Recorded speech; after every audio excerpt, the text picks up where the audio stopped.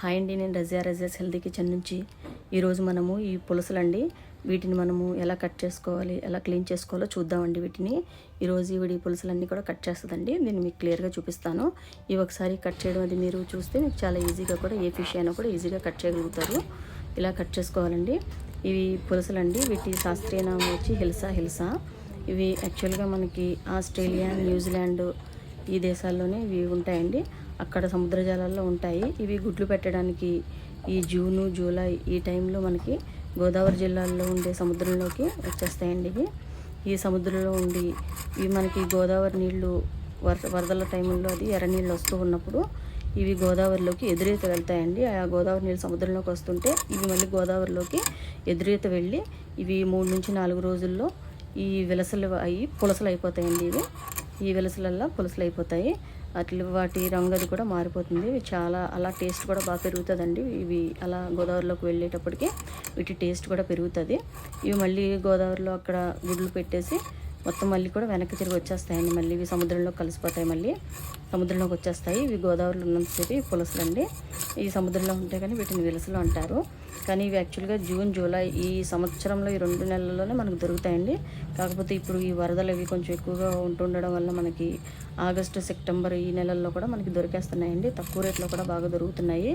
ఈ నరసాపురము, ఈ పశ్చిమ గోదావరి జిల్లాలో ఉండే నరసాపురంలోను, ఈ తూర్పుగోదావరి జిల్లాలో ఉండే యానము ఇలాంటి ప్రాంతాల్లో ఇప్పుడు చాలా ఎక్కువగా దొరుకుతున్నాయండి పులసలు. చాలా తక్కువ రేట్లో కూడా దొరుకుతున్నాయి. ఒక చిన్న సైజు పులస కాడ నుంచి పెద్ద సైజు పులస వరకు. చిన్న సైజు అయితే మనకి 1500కి దొరికేస్తున్నాయండి. ఇంకా మనకి కొంచెం పెద్ద సైజు అయితే 3000 నుంచి 4000 కూడా ఈజీగా దొరుకుతున్నాయి.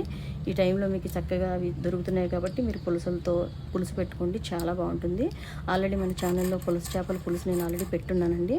చాలా ఈజీ ప్రాసెస్లో చాలా టేస్టీగా ఉంటుందండి. పులుసు అలా ఆ స్టైల్లో పెట్టుకుంటే ఇది నేను లింక్ డిస్క్రిప్షన్లో కూడా ఇస్తాను. ఒకసారి చూడండి, చూసి తప్పకుండా ఇప్పుడు ఎలాగ తక్కువలో దొరుకుతున్నాయి, మనకి చాలా ఎక్కువగా దొరుకుతున్నాయి కాబట్టి మీరు చేసుకొని తప్పకుండా పులుసుని కూడా అలా చేసుకోండి, చాలా బాగుంటుంది. పైగా చాలా ఫ్రెష్గా కూడా దొరుకుతున్నాయండి, ఇప్పుడు చాలా బాగున్నాయి. అసలు ఎలా దొరుకుతున్నాయి మీకు.